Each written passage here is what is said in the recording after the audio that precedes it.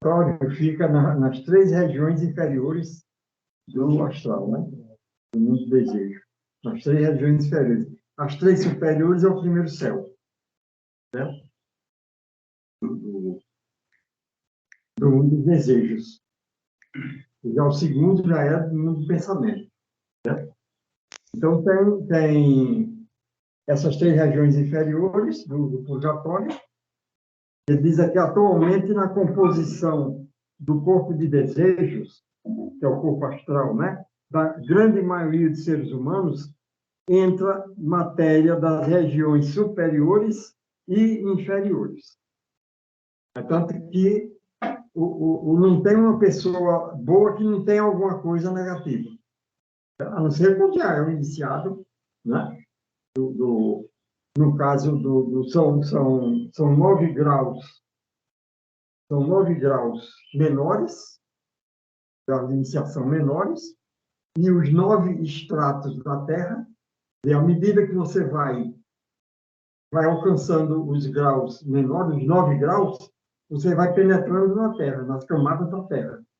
Aí vai tomando conhecimento do período terrestre, do período lunar, solar e período de Saturno.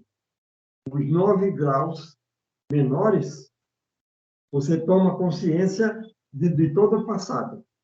Período de Saturno, solar, lunar e período terrestre. Não, período terrestre não. Só até o período lunar. São as iniciações menores, os 9 graus menores. São as 9 camadas da Terra, certo? As 4 iniciações maiores, aí você entra no conhecimento na décima iniciação, que já é a iniciação maior, você toma conhecimento de todo o período terrestre. Coisa que a humanidade comum só vai alcançar no fim do período terrestre. Você atingindo a 10ª, que é uma iniciação maior, né? Aí são poucas pessoas que alcançam essa iniciação maior. Mas a 10ª iniciação, você toma conhecimento de todo o período terrestre. E a gente normal só vai tomar essa consciência no fim do período terrestre. Aí, a 11ª iniciação, você toma consciência de todo o período de Júpiter. Coisa que a humanidade comum só vai tomar consciência no fim do período de Júpiter. Aí, a 12ª, você toma consciência do período de Vênus. E a página 56. Aí, a 13ª iniciação é do período de Vulcano. Entendeu? Uma consciência do período de Vulcano. São essas iniciações. Entendeu? Então, tem as 3 regiões inferiores do mundo dos desejos, que é o purgatório, e as 3 superiores, o primeiro céu. Isso é a expressão de mais uma das regiões superiores que encontramos em seu corpo de desejos. Por outro lado, são muito poucos os tão bons que não empreguem alguma matéria das regiões inferiores. Sempre tem alguma coisa. E, por pior que seja, tem que ter alguma coisa boa. E vice-versa, o contrário também, né? Também. O contrário também. Não, porque o nosso corpo astral não é formado tanto de matéria inferior como superior. Do animal, não. É todo do material inferior, do astral. Mas o do ser humano é material inferior e superior do astral. Entendeu? Aí, justamente, quando a parte positiva do astral supera a negativa, é justamente quando você alcança alguma iniciação. Né? Aí você começa a trabalhar para formar o corpo-alma, o seu corpo-alma. Isso que é o traje de Buda, né? Aí você, do mesmo modo que o corpo vital e o corpo de desejos planetários, do mesmo modo que o corpo vital e o corpo de desejos planetário interpenetram a matéria densa da Terra, como vimos no exemplo da esponja, da areia e da água, assim também o corpo vital, o corpo de desejos, interpenetra o corpo denso da planta, do animal e do ser humano. Mas, durante a vida, o corpo de desejos do ser humano não tem a mesma forma que o seu corpo denso e vital. É o void, né? É o void, né? Agora, depois da morte, ele toma a forma do corpo denso. Então, após a morte, ele assume essa forma. Durante a vida, tem simplesmente a aparência de um ovoide luminoso que, nas horas de vigília, envolve completamente o corpo denso, assim como no ovo, a clara envolve a gema. Entenda-se, estende-se de 12 a 16 polegadas, estende-se de 12 a 16 polegadas, além do corpo denso. Certo? E o corpo vital é apenas uns 4 centímetros. O vital. De desejo é mais, se estende mais. Assim, certo, aqui. Nesse corpo de desejos, existe certo número de centros sensoriais que ainda se encontram em estado latente na maioria dos seres humanos. O despertar destes centros de percepção corresponde ao descerrar dos olhos no cego do nosso exemplo anterior. São chakras, né? Do corpo astral, porque tem o corpo vital também. As 7 rosas, né? do corpo vital. Tem aqueles 7 centros do corpo vital. As suprarrenais, o bácio, a timo, a tireoide, a pituitária e a pineal do corpo vital. Mas tem também os chakras do corpo astral. José, esses chakras, ele corresponde às igrejas do Apocalipse, é? Exatamente. As 7 chakras. As 7 igrejas. As 7 igrejas, né, do Apocalipse. Exatamente. Os 7 planetas diante do trono. Diante do trono. É tudo uma coisa ligada à outra, né?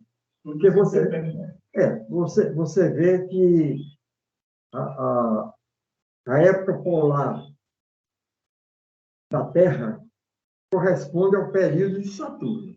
Isso. A todas as épocas, cada uma corresponde a Polar, Hiperbórea, Lemúrica, Atlante, a Área,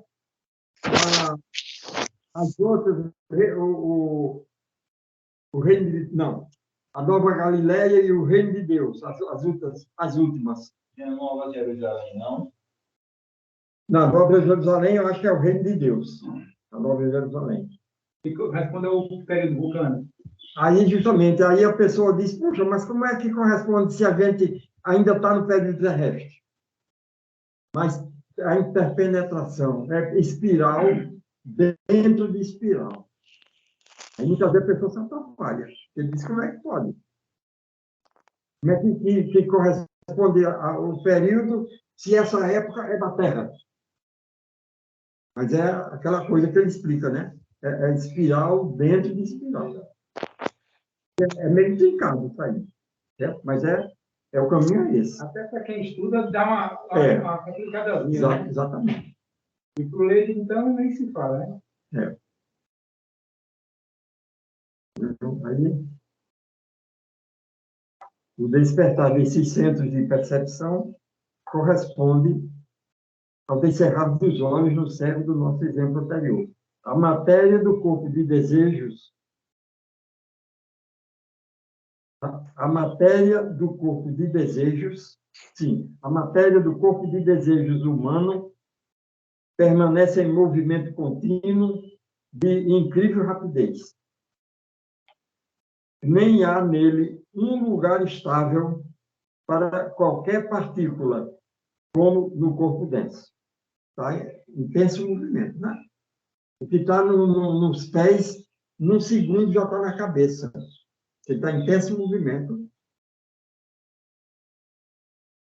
A matéria, que num determinado momento está na cabeça, encontra-se nos pés no instante seguinte, para voltar outra vez.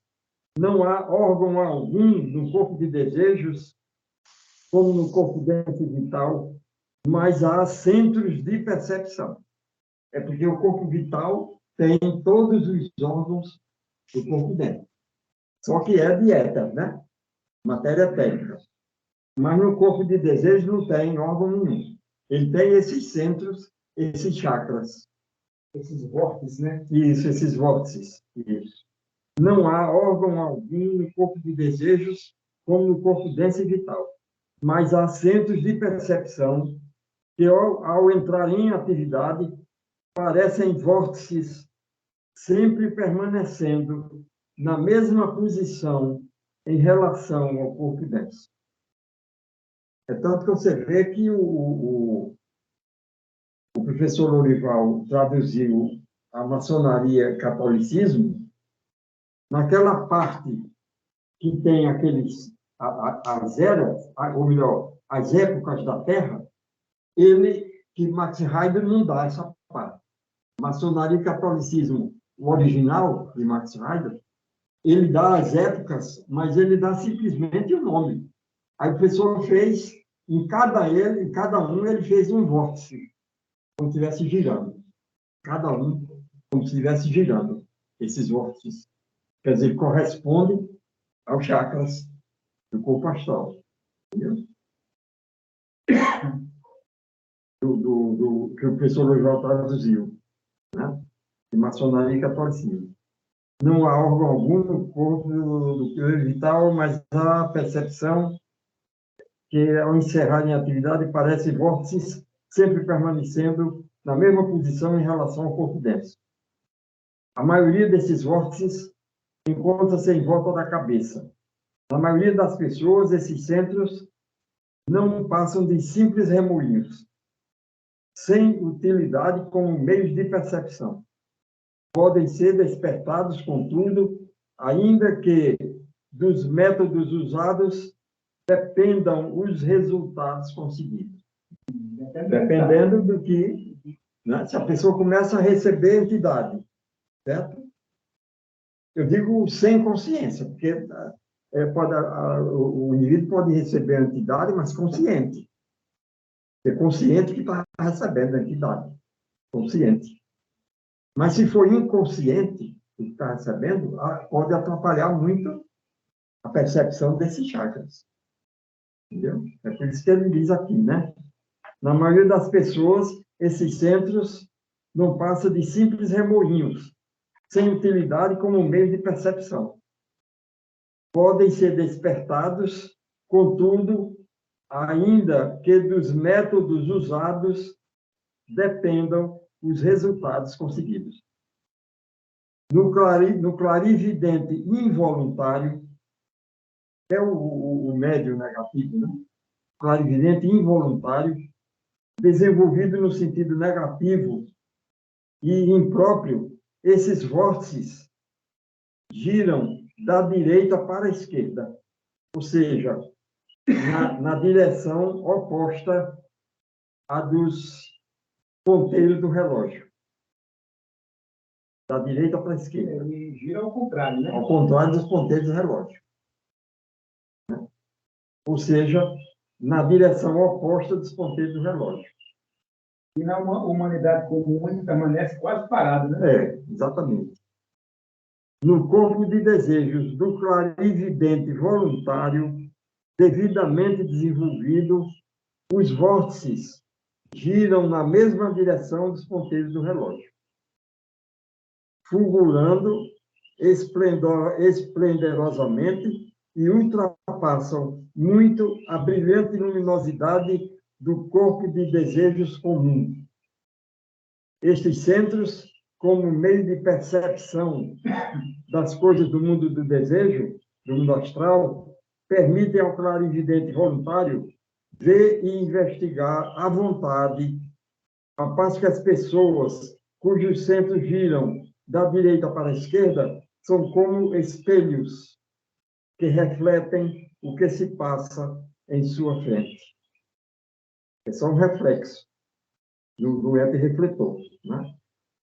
É por isso mesmo incapazes de obter informações reais. A razão disto será explicada mais adiante, mas o que ficou dito constitui uma das diferenças fundamentais entre um médium e um clarividente desenvolvido de modo apropriado. Para muitas pessoas é quase impossível distinguir entre ambos, mas existe uma regra que todo mundo pode seguir com plena confiança. Nenhum clarividente genuinamente desenvolvido utiliza-se de sua faculdade por dinheiro ou coisa equivalente. Nem tampouco para satisfazer curiosidades, mas só unicamente para ajudar a humanidade. Exatamente isso. É por isso que ele disse que é o corpo-alma. Você vai ter que tecer o corpo-alma amorosamente amorosamente e generosamente. Quer dizer, totalmente por amor. Não pode ser por outro motivo, está errado. A máquina não pode nem saber. Não.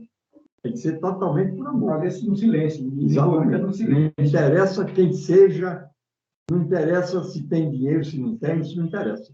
Ele faz por amor, totalmente por amor. É por isso que tem paciente do hospital que recebe alta assim do milagre. Pode ser um auxiliar invisível, né? Que chegou ali. Claro, auxiliar invisível. Exatamente. No meu caso, né, quando eu tive um infarto, também, estava em torno da cama. Então, 3. O clarividente desenvolvido de modo apropriado. Para muitas pessoas é quase impossível distinguir entre ambos, mas existe uma regra, sim, isso aqui já viu, a faculdade genuinamente desenvolvido, utiliza-se de sua faculdade, existe uma regra, assim, em plena condição. Nenhum clarividente desenvolvido, genuinamente desenvolvido, utiliza-se de sua faculdade por dinheiro ou coisa equivalente, nem tampouco para satisfazer curiosidades, mas só e unicamente para ajudar a humanidade. Quem quer que seja capaz de ensinar o método apropriado para o desenvolvimento dessa faculdade, nunca cobrará nada, nem sequer por uma só lição.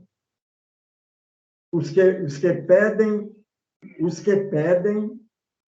ou recebem dinheiro para exercer essa faculdade ou dar lições sobre ela, nada possuem que valha a pena pagar. A regra mencionada é guia muito segura e pode ser seguida com absoluta confiança.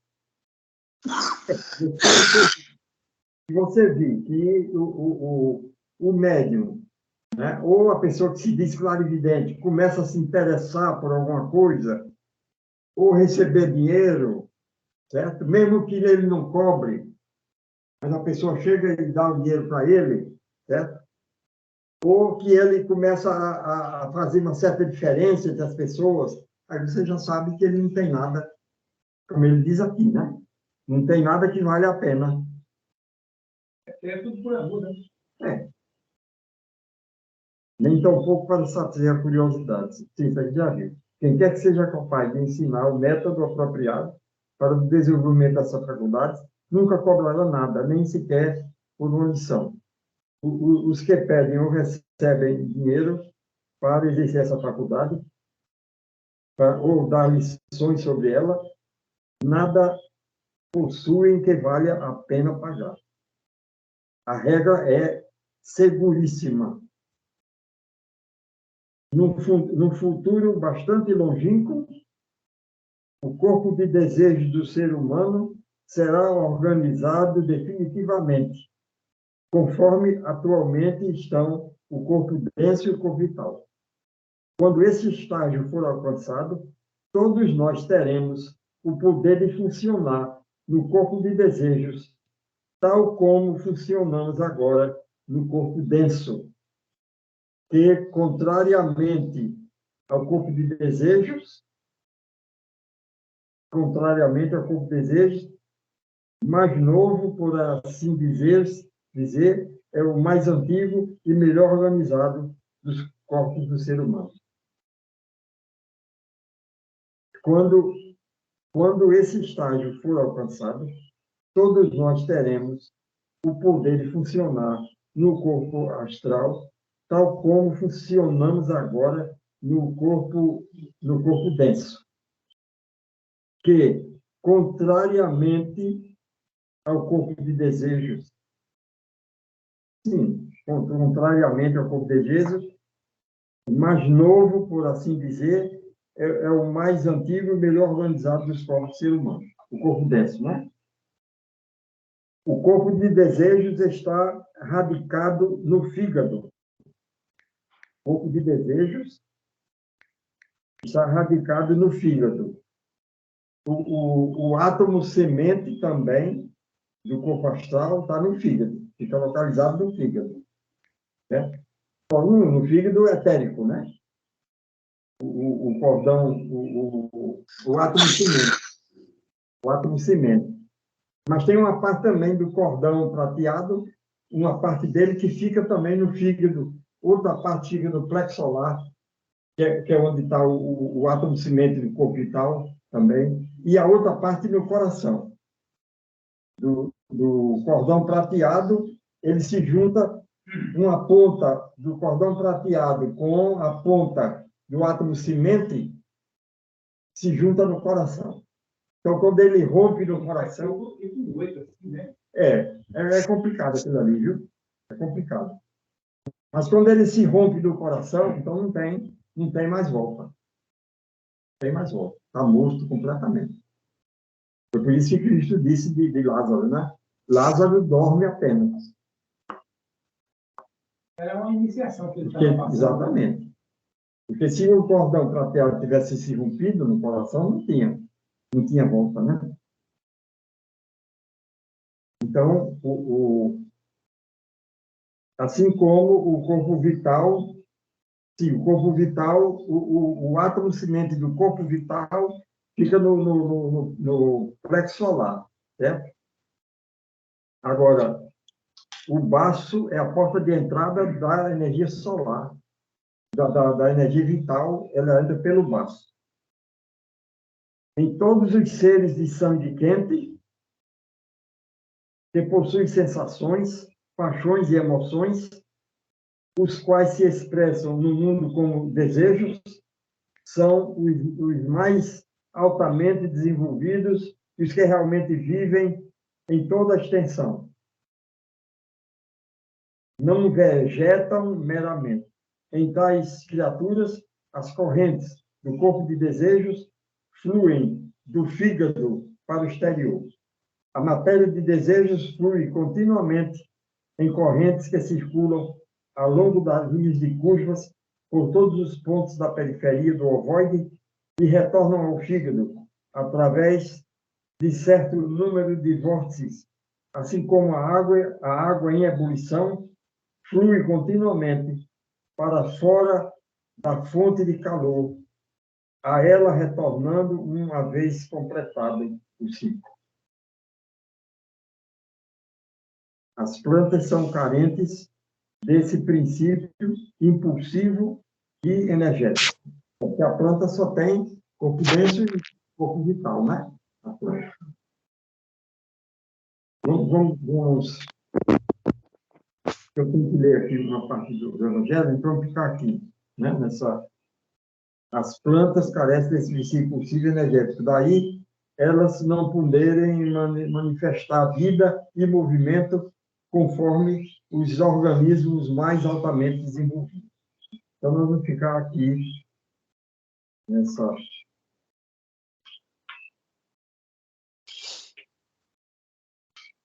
Vamos ficar aqui nessa parte.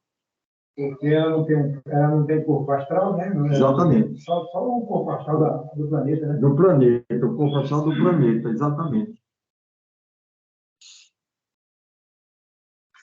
O corpo de desejo que dá movimento, sensação,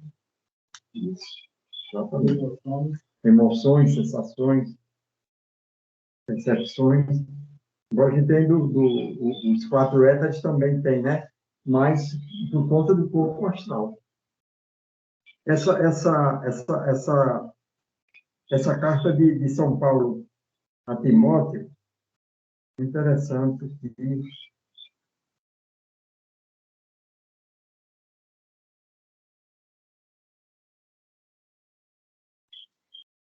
o capítulo 3 de São Paulo a Timóteo.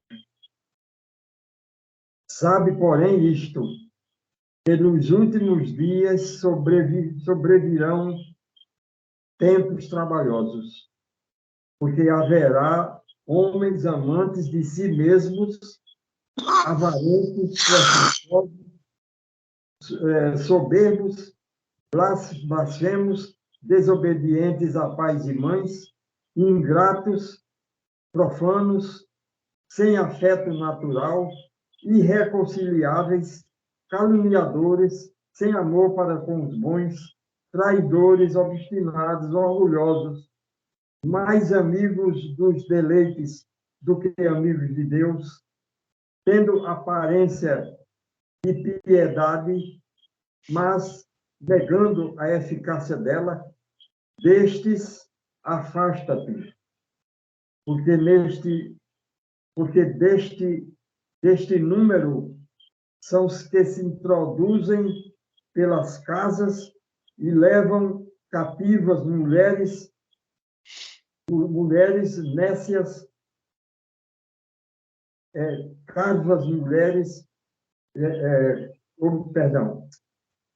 mulheres nécias, carregadas de pecados, levadas de várias concupiscências, que aprendem sempre e nunca podem chegar ao conhecimento da verdade. E como Janes e Jambres resistiram a Moisés, assim também estes resistem à verdade, sendo homens corruptos de entendimento e réprobos quanto à fé. Não irão, porém, avante, porque a todos será manifestado o seu desvario, como também o foi daqueles. Tu, porém, tens seguido a minha doutrina, modo de viver, intenção, fé, longanimidade, caridade, paciência, perseguições e aflições, tais quais lhe aconteceram em Antioquia, em Icônia e em Listra, quantas perseguições sofri, e o Senhor de todas me livrou. E também todos os que piamente querem viver em Cristo Jesus, padecerão perseguições. Mas os homens maus e enganadores irão de mal para pior, enganando e sendo enganados. Tu, porém, permanece naquilo que aprendeste e de que foste inteirado, sabendo de quem o tens aprendido. E que desde a tua meninice sabes as sagradas letras que podem fazer-te sábio para a salvação pela fé que há em Cristo Jesus. Toda a Escritura é divinamente inspirada, é proveitosa para ensinar, para redarguir, para corrigir, para instruir em justiça, para que o homem de Deus seja perfeito e perfeitamente instruído por toda a boa obra. Uma concentração, né?